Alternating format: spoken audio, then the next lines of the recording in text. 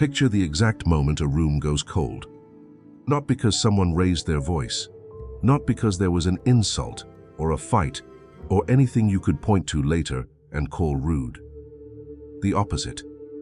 Someone simply stopped performing, dropped the act everyone silently agrees to keep up, and said one plain, true thing about themselves.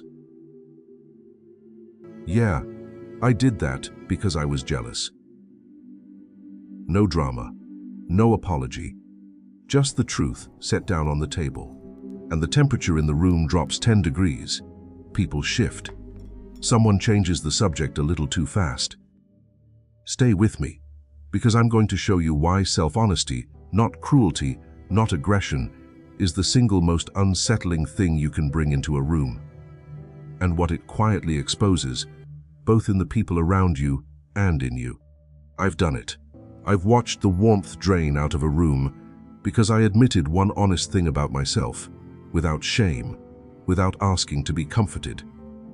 And for years I read that reaction completely wrong. I decided it meant I was too much, too arrogant, too intense. It took me a long time to understand it was none of those. I wasn't being arrogant. I had accidentally become a mirror. But there's a third reason honest people unsettle everyone, and this one isn't about the others at all. It's about what your honesty slowly turns into when you're not watching it, and it's the reason you're going to want to argue with me before this is over. One word before the investigation. I don't make these to be agreed with. I make them for people who'd rather be honest than be comfortable in a room. If that's you, subscribe. That's the whole channel. And if a room has ever gone cold on you and you never quite understood why, leave a like. It tells me to keep pulling on this thread. Now, the first reason it happens. Let's be precise about who we're talking about, because it's easy to picture the wrong person. I don't mean the blunt one, not the guy who calls his rudeness just being honest, who uses the truth as a delivery system for cruelty and then acts wounded when you flinch. That person is easy to dislike, and everyone agrees on why. He's not unsettling, he's just tiring. I mean the other kind. The person who is honest about themselves, who says, without flinching and without performing, I handled that badly. I was insecure, that's why I said it. I don't actually know what I'm doing here. They're not attacking anyone. They're not even talking about you. They're just refusing to pretend, declining the small, constant theater the rest of us keep running, where everyone quietly agrees to present a slightly edited version of themselves and never mention that we're all doing it. And here's the strange thing. That person, the gentle, honest one, unsettles a room far more than the rude one does. The rude one you can dismiss. The self-honest one you can't, and it itches, and you don't know why. You leave the conversation faintly irritated, or exposed, or small, and you can't point to a single thing they did wrong. Because they didn't do anything wrong. That's exactly the problem. So the discomfort is real, and almost nobody understands where it comes from. There are 3 reasons a room turns on the honest person. The first is happening in the other people, and they have no idea. The second is worse. And the third is about what the honest person has quietly become. Let's start where it's least your fault. To understand the first reason, you need one idea from Carl Jung, the Swiss psychiatrist, born in 1875, who spent his life mapping the parts of ourselves we refuse to look at. Jung said each of us carries a shadow, the traits we've decided are not us. The pettiness, the envy, the cowardice, the hunger for status. We don't stop having those things. We just stop admitting we have them and bury them where we won't trip over them. But they don't stay buried quietly. And here's the mechanism Jung named, the one that runs half of human social life without anyone noticing. He said roughly that everything unconscious in us we discover in the person next to us and treat them accordingly. It's called projection. The thing you can't stand in other people is very often the exact thing you can't stand and won't look at in yourself. You get to feel the discomfort of it while pointing at someone else. It's a brilliant arrangement. It keeps your own hands clean. And projection needs a screen. It needs other people willing to receive the thing you're throwing, to play their part in the exchange, because most of the time, everyone's doing it to everyone, a constant quiet traffic of disowned traits landing on each other. Now watch what the self-honest person does to that system. They own their shadow. They say the envy out loud, claim the pettiness as theirs, and in doing that, they quietly step out of the game. They stop being a usable screen. You go to project your own buried thing onto them, and it doesn't stick, because they've already named that thing in themselves and taken it back. There's nowhere for your projection to land. I know this from the inside, from both ends of it. I spent years as a very reliable screen for other people. But refusing to be one is only the first thing the honest person does to you. The second is worse, because they don't just fail to catch what you throw. They throw something back. They start to reflect. Here's the second reason, and it's the one that really stings. The self-honest person doesn't just refuse to hold your projection. Their honesty turns into a mirror, and they're holding it up without saying a word. Think about what it does to you to watch someone admit, calmly, the exact thing you spend enormous energy hiding. When they say I was jealous, and it made me petty, and they don't die of it, they just say it and keep breathing, something uncomfortable happens in you. Because you have that same jealousy. You've just spent years insisting you don't. And their easy honesty about it silently asks a question you never agreed to answer. Why can't you say that? What are you protecting? The mirror doesn't accuse you. It doesn't have to. You feel judged, and no judgment was ever offered. You're supplying it yourself, because they've shown you a version of you that you've been avoiding. This is exactly the mechanism under a video I made a while back on why self-aware people struggle to belong. I'll put it on a card. The deeper reason isn't that they're better company. It's that they've stopped being a screen people can project onto and started being a mirror nobody asked for. And there's research that puts a fine point on it. In 2008, psychologists ran studies on what they called moral rebels. People completed a task that required doing something a little ethically off, and then met someone who had refused to do it. You'd expect them to admire the refuser.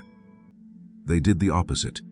They rated that person as hostile, self-righteous, hard to like.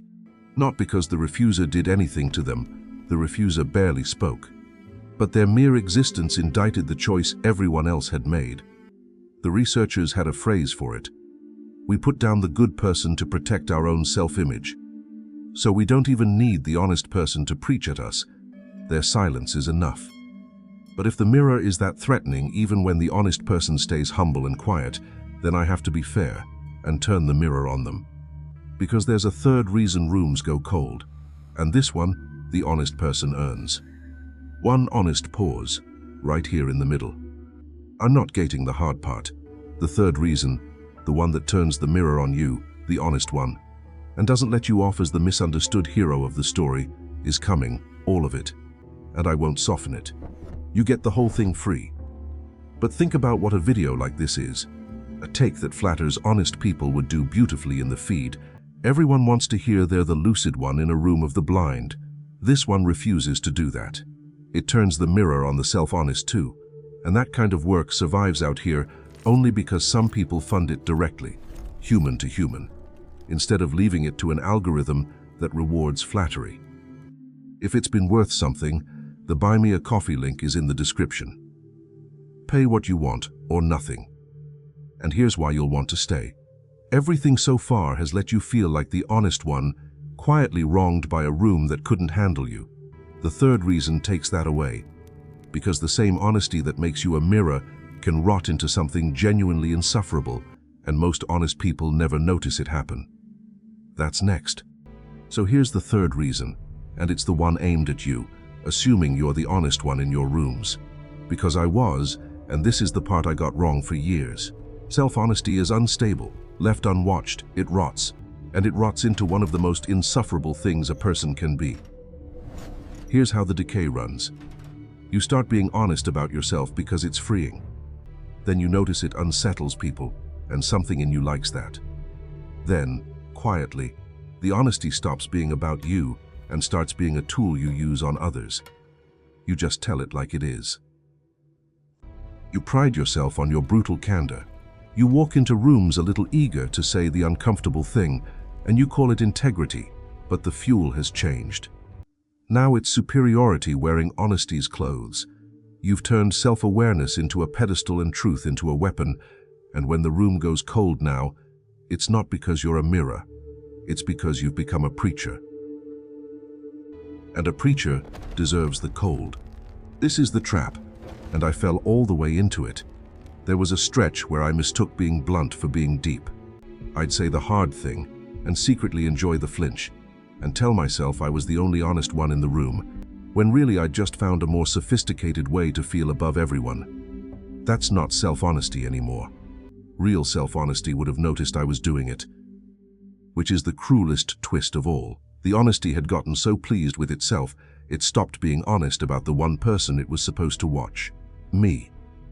So there are two very different reasons a room goes cold on you, and you owe it to yourself to know which one you're in.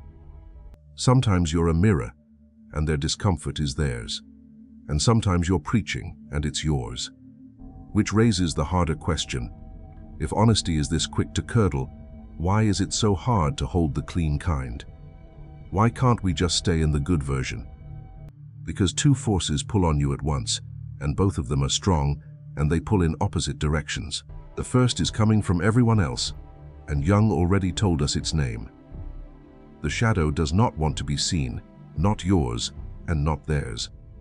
A whole room has a silent, shared investment in the game of projection staying up, because it's how everyone keeps their buried things buried. So a genuinely self-honest person isn't just individually inconvenient. They're a threat to a collective arrangement.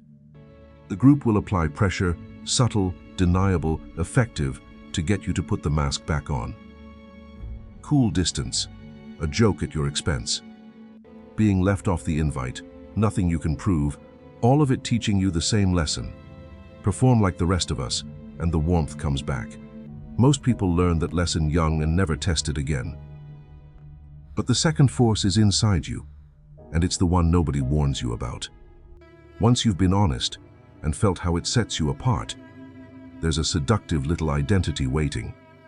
The only lucid one in the room, the sole adult among children. And that role feels good. It turns your loneliness into evidence that you're superior. So you get pulled toward keeping it, feeding it, needing the room to stay asleep, so you can go on being the one who's awake. And notice what that is. That's just the shadow again. Your own hunger for status, wearing the mask of honesty. The thing that makes you insufferable and the thing that makes you honest grow from the same root. So it's hard because you're squeezed from both sides, punished by the group for being honest, and tempted by your own ego to weaponize it, which means the way out was never be more honest. More honesty, pointed the wrong way, just makes a louder preacher. The real move is a different kind of honesty altogether. The different kind is honesty that stays pointed inward, humble honesty. And the whole distinction lives in one line. Be honest about yourself and quiet about everyone else. Here's what that means in practice, at the level of intent. The insufferable version of honesty is really a demand. When you name your flaw loudly, with a certain edge, you're often not just confessing, you're implicitly requiring everyone else to confess too, holding your candor up as the standard they're failing to meet. That's the preaching. The humble version drops the demand entirely. You own your shadow because it's yours to own, and it's freeing to stop hiding it, full stop. You make no claim on anyone else's. You're not modeling a behavior you expect them to copy. You're not waiting, with a raised eyebrow, for them to match you. You just tell the truth about yourself, and then let everyone else be exactly where they are. And something strange happens when you actually do that. The threat drains out of your honesty. When you own your envy and demand nothing, you're no longer a mirror being shoved in someone's face. You're just a person who happened to take his mask off, which quietly gives everyone else permission to loosen theirs, if and when they want to. The exact same honesty that indicts people when it comes with a demand becomes an invitation when it doesn't. Same truth. Completely different thing to be near. I want to be very clear that this is harder than being brutally honest, not easier. Brutal honesty is a release. It feels powerful. This asks you to give up the little hit of superiority and want nothing back for your candor. But that's the version that doesn't rot. So what does it actually look like on an ordinary Wednesday in a real conversation? It's smaller and quieter than you'd think. 3 moves, none of them dramatic. First, admit a flaw without fishing. When you say the honest thing about yourself, yeah, I was insecure there, notice the reflex to immediately soften it, to add a little laugh, to angle for someone to jump in with no, you're being too hard on yourself. That fishing is the mask sneaking back on. Just say the true thing and let it sit there, uncomforted. You don't need the room to absorb it for you. Second, and this is the one that separates the humble version from the preacher, admit the flaw without moralizing. The instant you notice yourself adding the part where everyone else should do this too, the little sermon riding on the back of your confession, cut it. Own your thing. Say nothing about theirs. The silence after your honesty is not a space for you to fill with instruction. Third, when someone projects onto you, when they accuse you of the very thing they can't see in themselves, let it ricochet. You'll feel the pull to correct them, to hold up the mirror and make them look. Don't. That's just preaching with a better excuse. You can see their shadow clearly and still say nothing, because their shadow is not your assignment. Let the projection bounce off and fall to the floor, unanswered. That's the whole practice. Honest about yourself, silent about them. No fishing, no sermon, no correcting. But I should warn you, because I don't want to sell you a fantasy. Doing this well will not make you popular. It solves the preaching problem. It does not solve the mirror problem, and that has a cost. Here's the honest accounting of what you get, and it's not the ending people want. You don't become beloved. Let me say that plainly, because every video like this secretly implies that if you just do the wise thing, the room will finally embrace you. It won't. Drop the preaching, and you stop being insufferable. That part genuinely improves. But you're still a mirror, and some people will never be comfortable near a mirror, no matter how gently you hold it. You will lose people. And here's the part that took me the longest to swallow. A share of them were never really with you anyway. They were with the version of you that served as their screen, the one who played along, absorbed their projections, and kept the theater running. When you stop doing that, they leave. Not because you got worse, because you stopped being useful to their hiding. What you get instead is smaller and much better. The room thins out, and what's left is real. A few people, the ones who can stand near honesty without needing to put you down for it, actually move closer. Because now there's something to be close to. You can't have a real connection with someone while you're both performing edited versions across a table. 2 masks can't touch. So the same honesty that costs you the crowd is the only thing that makes genuine closeness possible with the few. You trade a wide, shallow warmth you had to perform for a narrow, real one you don't. That's the actual exchange. Fewer people, less performance. A handful of connections that don't require you to disappear. So if you felt that trade happening, the room shrinking, and a strange relief underneath the loss, then here's the part that's yours to carry out of this. I'm not going to hand you a practice or a plan, just 2 questions, and the honesty to sit with what they turn up.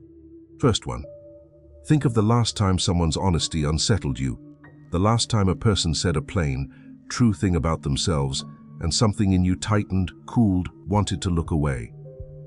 Now be ruthless about it. Was it them? Or was it your mirror? Were they actually arrogant, or did they just calmly own a thing you're still pretending you don't have? You know which it was. You knew before I finished asking. That flicker of discomfort you felt back then was information, and you filed it under their fault, because that was easier than reading it. And the second question, the one that cuts the other way, because I promised this mirror faces you too. Your honesty, the candor you're maybe a little proud of. Is it an invitation or is it a weapon? When you tell the hard truth, are you opening a door and asking nothing?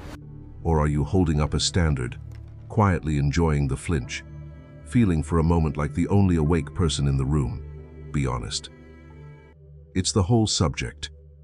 Because the same act, telling the truth about yourself, can be the bravest, most connective thing a person does, or a pedestal built out of everyone else's discomfort. And the terrifying part is that from the inside, in the moment, they can feel almost identical. The only thing that tells them apart is whether you want anything back. Most oförståndlig. So the next time a room goes cold around you, don't reach for the flattering answer. Ask which one you were.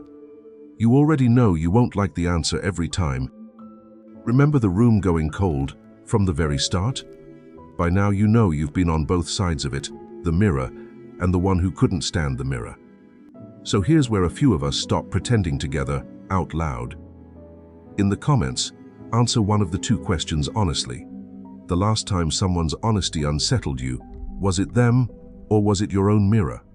Or the harder one, is your honesty an invitation or a weapon? You don't have to perform the wise answer. Answering it plainly where you can see it is itself the practice this whole video was about, and reading other people do the same is its own strange kind of honesty. You'll trust this more knowing you're not the only one who flinched. Send this to the most honest person you know, and to the most preachy one, and sit with the fact that those might be the same person. If you want work that turns the mirror on everyone, including itself, including me, subscribing keeps it coming, and the links in the description for anyone who wants to fund the kind of video that won't flatter them. I'll be here Friday.